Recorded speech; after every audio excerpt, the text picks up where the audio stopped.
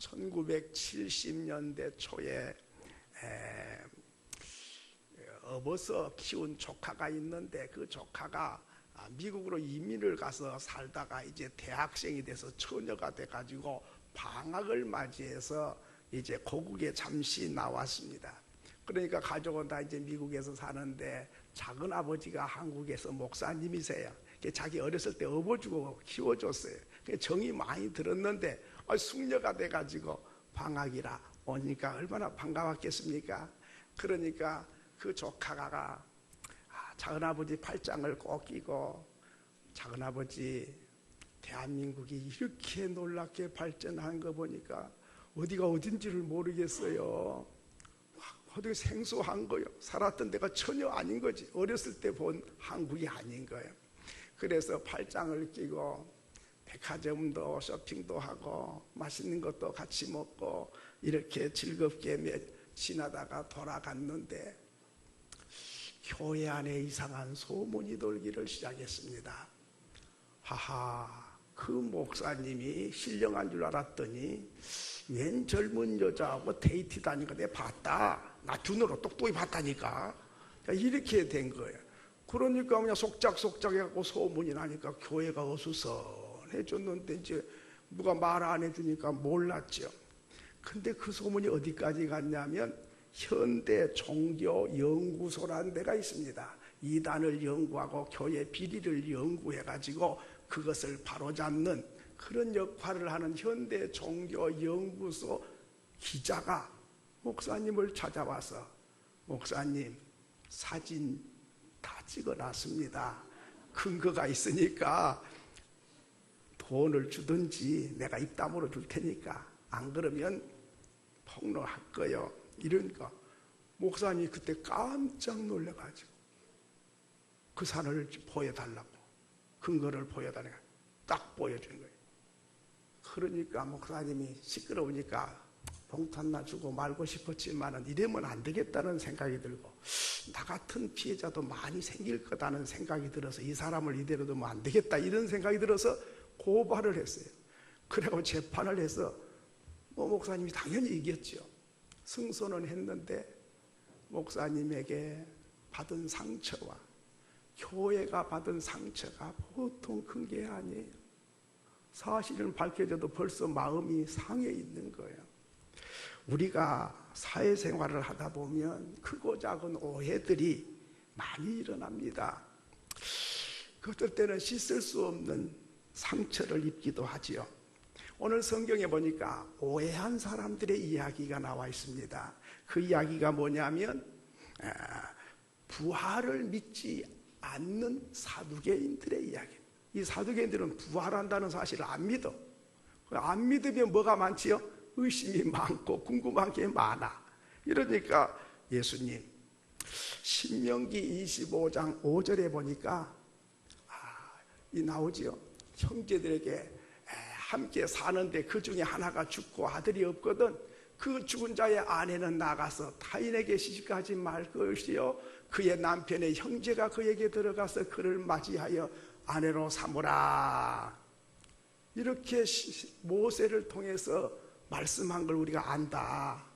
그런데 7 형제가 있었는데 큰아들이 장가 갔는데 아들을 못 낳고 부인이 남편이 죽었단 말이죠. 그러니까 이 성경의 근거에서 둘째가 형수하고 결혼해서 또 아들을 낳아서 대를 이어야 되는데 둘째도 또 죽어버렸어요.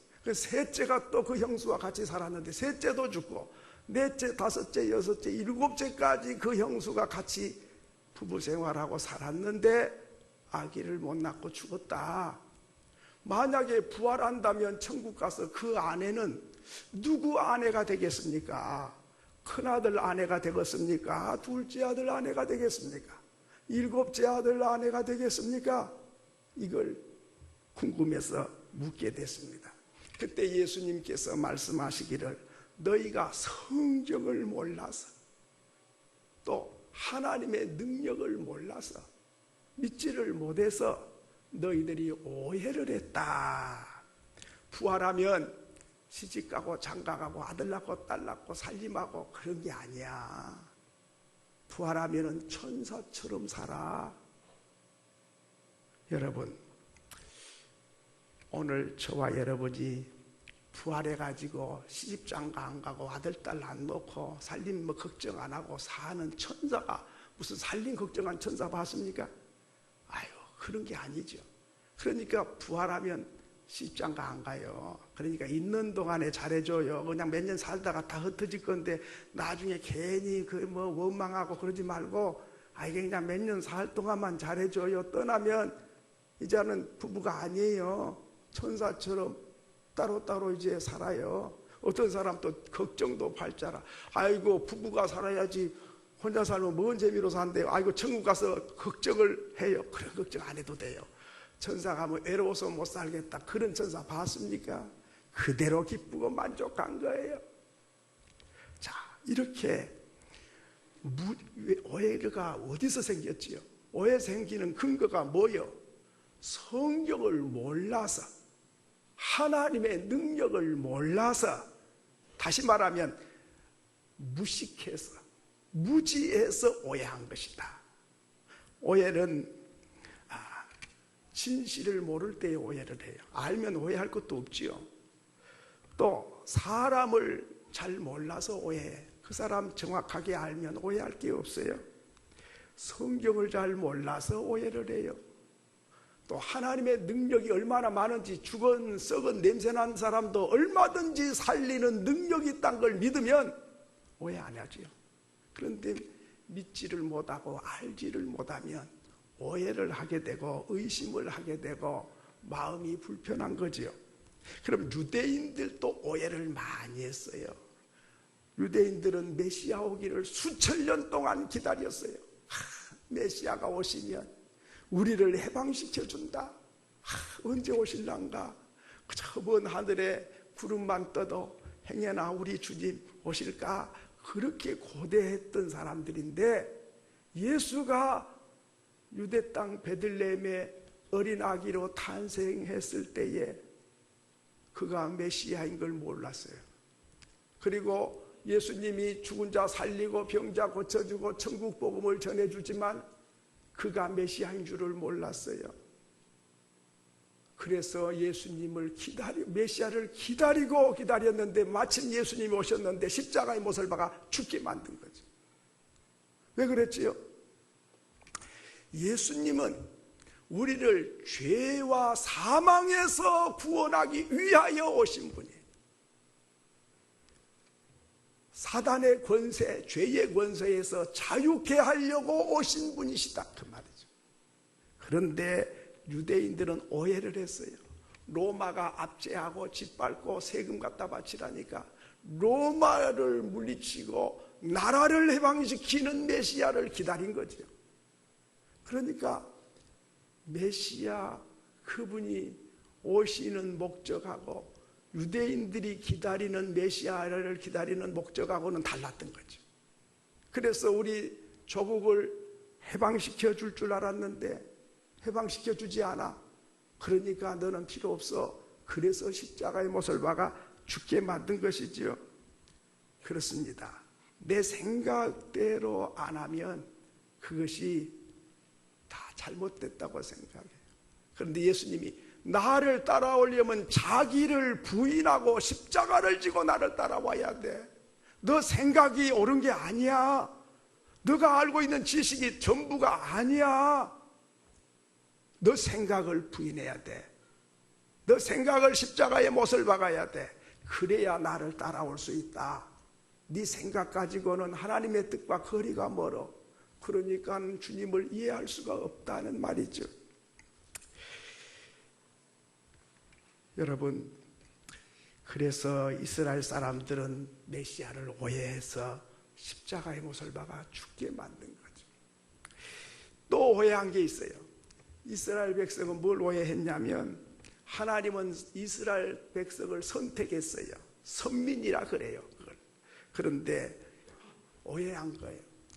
많은 족속이 땅에 살지만은 우리 민족만 선택받았고 너희들은 버림받았어.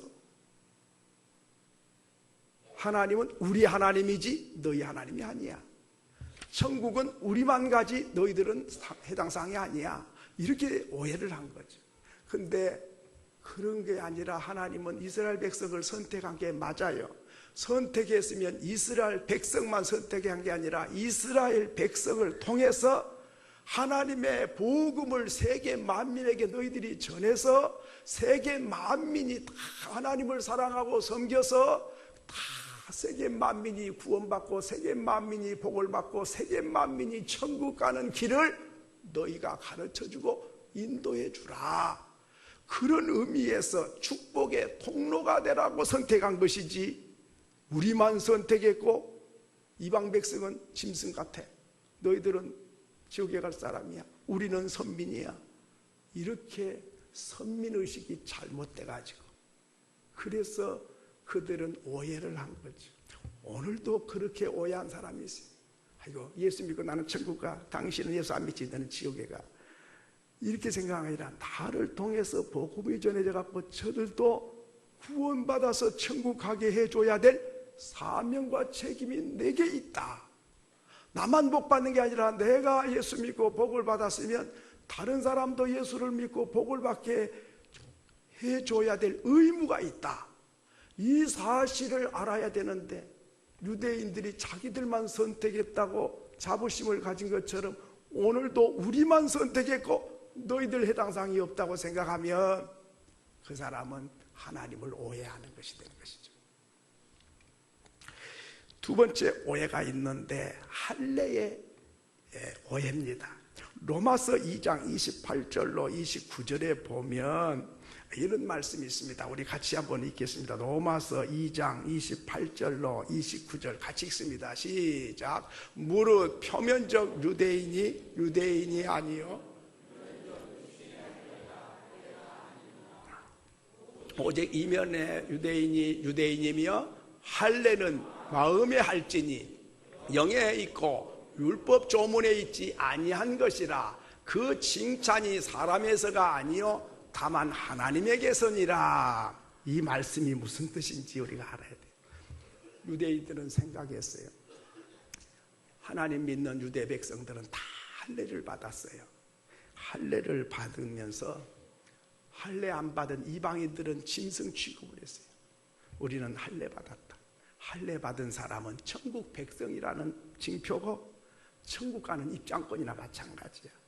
할례 안 받으면 우리 딸을 주지도 않아. 줄 수도 없어. 너희들은 개와 짐승 같은 사람이야. 할례 안 받으면 인간 아니야. 할례 안 받으면 하나님 복 못 받아. 할례 안 받으면 천국 못 가.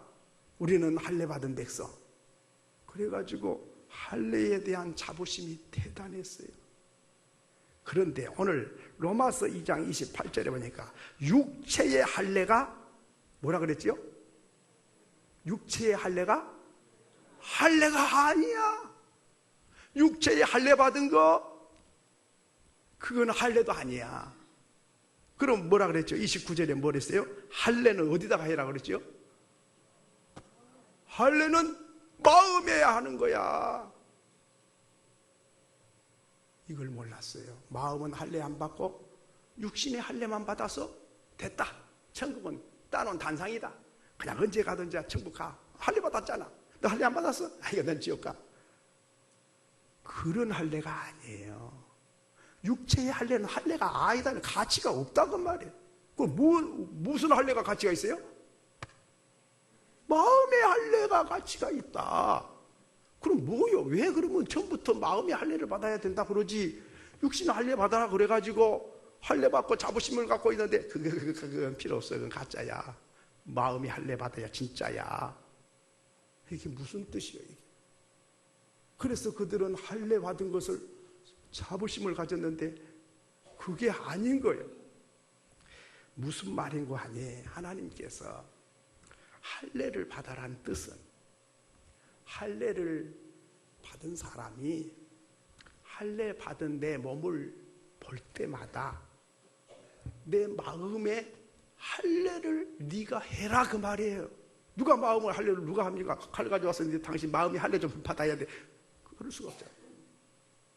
그러니까 더 쉽게 말씀드리면 사우나 갈 때마다 할례 받은 네 몸을 볼 때마다 껍데기만 씻지 말고 마음을 씻어야 된다, 그 말이에요. 화장실 갈 때마다 볼일만 보고 오지 말고 할례 받은 내 몸을 볼 때마다 그 자리에서 마음의 할례를 받고 화장실에서 나오라는 말이에요. 어떻게 마음을 화장실에서 할례를 받지요? 내 마음에 교만한 육신의 가죽만 잘라내는 그런 육신의 할례만, 껍데기만 받지 말고 마음의 교만의 가죽을 잘라내는 그런 할례를 네가 받아야 돼. 욕심의 가죽을 잘라내고 더러운 생각을 잘라내고 미워하는 마음을 잘라내고 음란한 생각을 잘라내고 악한 생각을 잘라내고 질투심을 잘라내고 화장실 가갖고 볼 일만 보고 온 게 아니라 네 마음속에 보이지 않는 가죽을 다 잘라내고 부들부들 떨면서 회개하고, 그래서 볼 일만 보고 나온 게 아니라 마음이 할례를 받아가지고 나와야 된다, 그걸 말씀하고 싶어가지고 할례를 받으라는 거예요. 그러면 여자분들은 뭐 할례 안 받으니까 그러면 여자는 상관이 없나? 그게 아니고 할례 받은 남편의 몸을 볼 때마다 안에 너 마음속에도 나는 할례 마음을 받았는가? 내 마음속에 할례 받아야 될 게 없는가? 내 마음에 잘라내야 될 가죽이 없는가를 생각하고, 생각난 모든 더러운 생각과 마음속에 가득한 것들을 다 회개하고 잘라내서, 그래서 할례를 마음에 받아야 돼. 근데 이걸 모르고 육신의 할례만 받았다고? 아유, 나 할례 받아. 당신 할례 안 받아. 아이고, 당신 지옥 가. 나는 천국 가. 할례. 그 껍데기의 할례, 육신의 할례가 할례가 아니라니까요. 마음의 할례를 말씀하기 위해서 육신의 할례를 꼭 받아라는 말씀한 거죠. 볼 때마다 마음의 할례를 받았는지 생각하고 스스로 회개해서 마음의 할례를 네가 받아야 돼. 그런데 그들은 할례를 받았다고 우쭐대고 자랑하고, 그러면서 할례 안 받았다고 멸시 여기고, 이게 껍데기 신자다, 그 말이에요. 오늘 우리는 하나님께서 왜 할례를 받아라 했는가? 네 마음을 할례를 받게 하려고 하신 말씀이다. 그거를 수천 년이 지나도 이스라엘 백성은 못 깨달았어요. 그래, 육신의 할례만 전부인 줄 알아.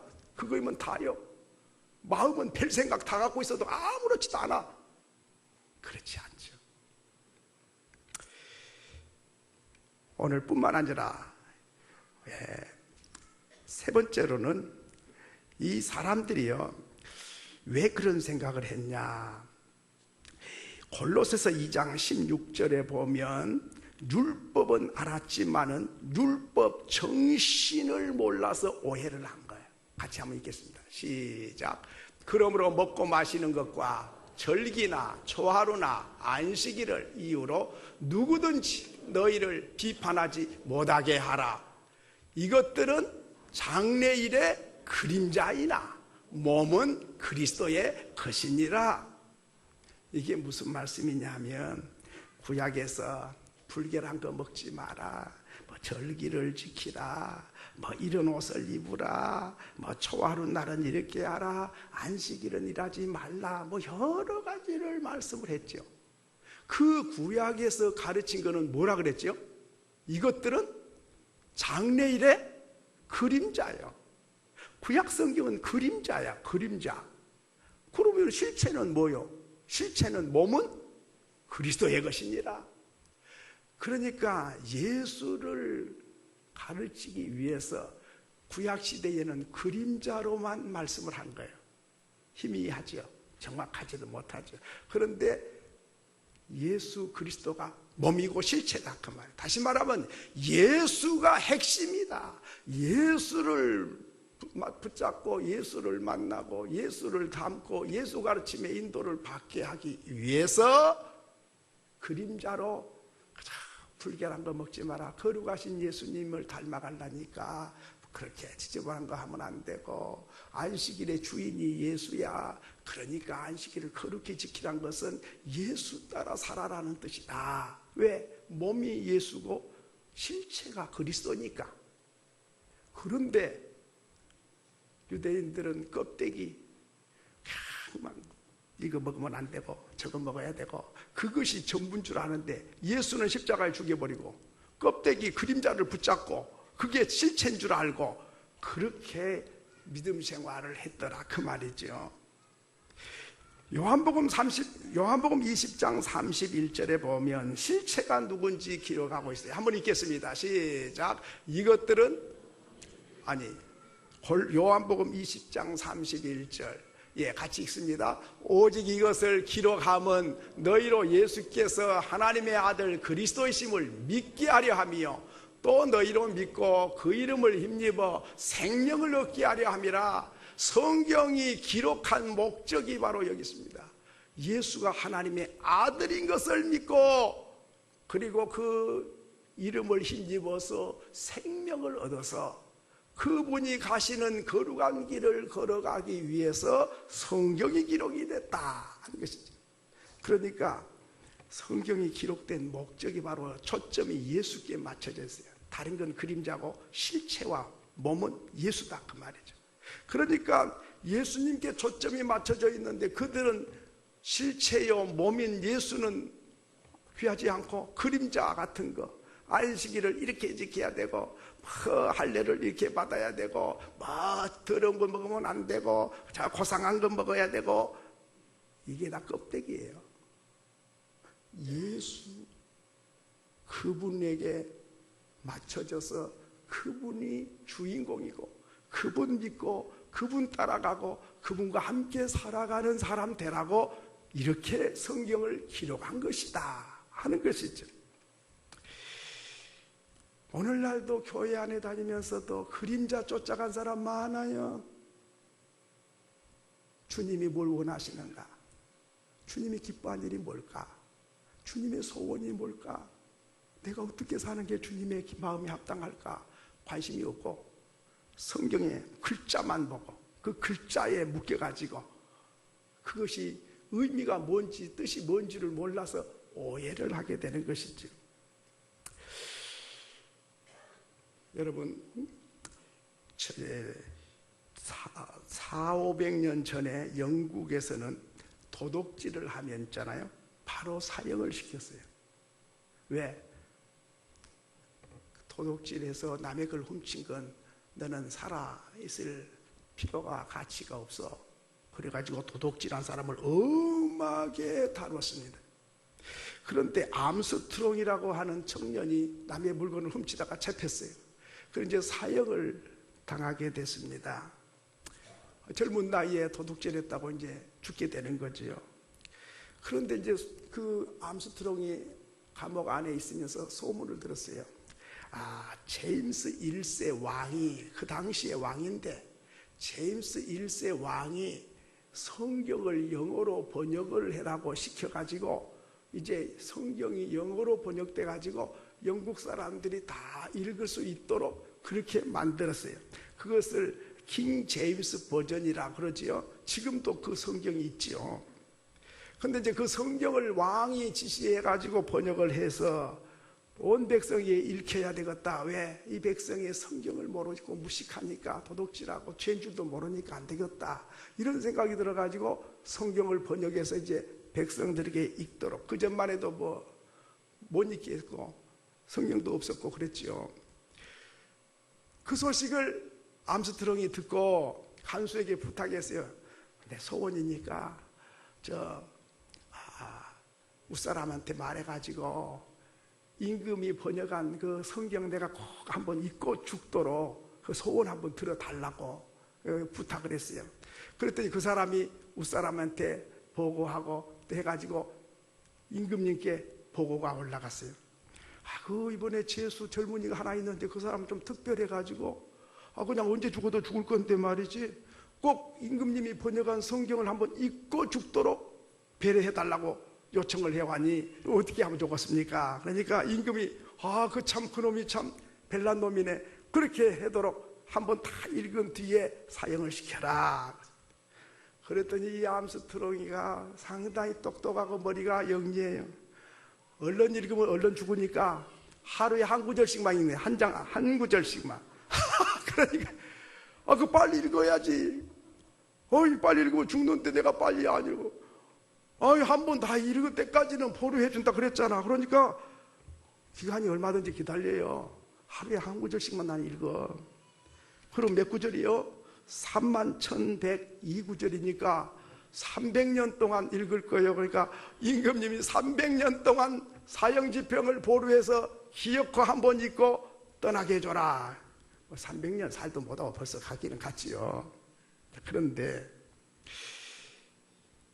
영국은 시편 51편을 죄소자들이 다 읽어요. 시편 51편 여러분 아시지요? 다윗 왕이 우리아의 아내를 범해가지고 하나님 앞에 철저하게 회개한 내용이에요. 그 시편 51편 1절로 19절까지 있는데 이 내용, 하나님이여 주의 인자를 따라 내게 은혜를 베푸시며 주의 많은 공유를 따라 내 죄악을 지워주소서 하면서 막 구구절절히 회개하고 눈물로 통곡하며 용서를 구하는 내용이 51장 전부거든요. 다윗의 회개시다 그래요. 그런데 이제 영국에서는 제소자들에게 이걸 읽고 애우고 가슴치고 회개하는 사람이 있으면 사형을 감해줘. 그런데 몇 명이나 그렇게 됐냐 하니까 500년 동안에 80만 명이 사형 선고에서 감형을 받았어요. 그 왜 그렇게 했느냐? 이 사람들이 범죄한 것은 예수님 말씀대로 성경을 몰라서 오해를 하고 살 줄을 몰라서 그렇다. 그러니까 성경을 읽어서 다윗의 회개의 시를 읽고 자기들도 몰라서 그런 거니까 용서해달라고 하나님께 용서를 빌고 용서해 주시면 새롭게 다시 살겠다고 그렇게 각오하고 다짐한 사람은 기회를 한번 줘야 안 되겠냐. 이래가지고 500년 동안에 80만 명이 이슬로 사라져야 될 사람들인데 사형을 시키지를 않고 살려주게 됩니다. 그렇습니다. 인생을 잘 못 산 거는요, 다른 요인도 많지만 성경을 몰라서. 예수님이 사두개인들에게 하신 말씀이 뭐예요? 너희들이 성경을 몰라서 오해를 했도다. 그렇습니다. 오늘 우리 인생이 사람을 잘 못 봐가지고 몰라서 오해한 일도 많아. 또 그 진리를 잘 몰라서 그 일이, 그 사건을 제대로 몰라서 오해한 일이 많아. 그러니까 예수님은 성경을 몰라서, 진리를 몰라서, 진실을 몰라서, 사건을 몰라서, 그래서 인생이 오해를 한다. 또 오른손이 범죄하면 잘라버리라. 마태복음 5장 29절에 그랬지요. 또 발이 범죄하면 발을 잘라버리고 천국 가는 것이 두 발 가지고 지옥 가는 것보다 낫다. 그래서 유대교나 이슬람교에서는 그런 이슬람교나 유대교를 믿는 나라들을 가보면 팔 없는 사람이 종종 볼 수 있고 발 없는 사람도 볼 수 있고 생식기 잘라버린 사람도 볼 수 있어요. 왜? 범죄하면 잘라버리라고 했으니까 잘라버린 거예요. 그런데 그게 또 오해한 거예요. 왜? 그거 잘라라고 그렇게 자르면 되는 게 아니에요. 발을 잘라버린 심정을 가지도록 마음을 정리하고 결단하라는 뜻이지요. 성경 잘 못 읽고 어떤 사람은 또 하투놀이 노름하다가 또 손가락을 잘라가지고 잘랐는데 자른 상처가 안 불기도 전에 또 노름하는 거예요. 그게 잘라봐야 헛일이에요. 그게 마음의 결단이 팔을 잘라버리는 심정으로, 다리를 잘라버리는 심정으로, 있기는 손이 있지만은 없는 것처럼 그렇게 생각하고 결단을 하고 살아라는 뜻인데, 오해해가지고 마음은 결단 안 하고 팔만 자르고 발만 잘라가지고 병신 되게 만든 사람이 많다 그 말이죠. 성경을 잘 모르면 오해할 수 있는 소지가 참 많아요. 그러니까 성경을 읽고 정확하게 해석을 해서 내 삶에 적용을 해야지, 안 그러면 성경 보고 오해를 해요. 여러분, 공산주의가 어디서 나왔어요? 성경에서 나왔어요. 일하기 싫은 자는 먹지 말라 그랬다 그래가지고 막 후려쳐갖고 일을 시켰어요. 그 근거가 어디냐? 성경도 안 봤냐? 일하기 싫은 자는 먹지 말라 그랬잖아. 그 하나님 믿고 싶겠습니까? 성경을 오해를 하면 공산주의도 나와요. 성경을 오해를 하면은 사람이 원수가 되고요. 팔도 자르고 그래요. 좋은 사람도 오해해가지고 원수가 돼버려요. 오해하니까 예수도 잡아 죽여버리잖아요. 세례를 받아도 오해하면 안 되는 거예요. 할례를 받아도 그 할례가 무슨 뜻으로 할례를 받아라고 했는지를 모르면 그러면 할례 받아가지고 우쭐대고 자랑하고 다녀요. 가슴에 할례를 시간마다 볼 때마다 생각날 때마다 마음속에 가죽을 잘라내는 그런 할례를 받으라는 뜻인 줄을 모르기 때문에 그런 거죠. 마지막으로는 하나님의 능력을 몰라서 오해했다. 바리새인들은 죽으면 어떻게 부활하냐? 하나님이 죽은 사람, 썩은 사람, 새가 되고 흙이 됐는데 어떻게 살려? 하나님의 능력을 몰랐습니다. 왜냐하면 이 사두개인들은 모세 오경만 읽었어요. 창세기, 출애굽기, 레위기, 민수기, 신명기 5권만 읽었어요. 그 5권만 읽으면 부활이 하나도 나타나질 않아. 만약에 엘리사가 가부 아들 살린 것을 읽었다든지 에스겔에서 마른 뼈다귀가 살아나서 군대가 됐다든지 그런 말씀을 읽었으면 부활을 믿었을지 몰라요. 그런데 마태복음 모세 오경만 읽으니까 부활이 안 나타나니까 그것이 전부인 줄 알고 부활이 없다고 생각한 거죠. 그렇습니다. 이렇게 무지하고 무식하면 오해를 하게 되는 거죠. 그렇습니다. 이제 말씀을 맺습니다. 오늘 우리 하나님께서 오해를 잘하는 사람은 그 출처가 무지에서 나오는 것이다. 알아야 될 걸 몰라서, 성경을 몰라서, 하나님의 능력을 몰라서 그렇게 오해가 발생하는 것이다 했습니다. 예수님 말씀한 대로 자기를 부인해, 그리고 십자가를 지고 나를 따라와야지. 네 생각, 네 고정관념, 네 사고방식 그거 가지고는 나를 따를 수 없고 믿을 수가 없다 말씀하신 것이죠.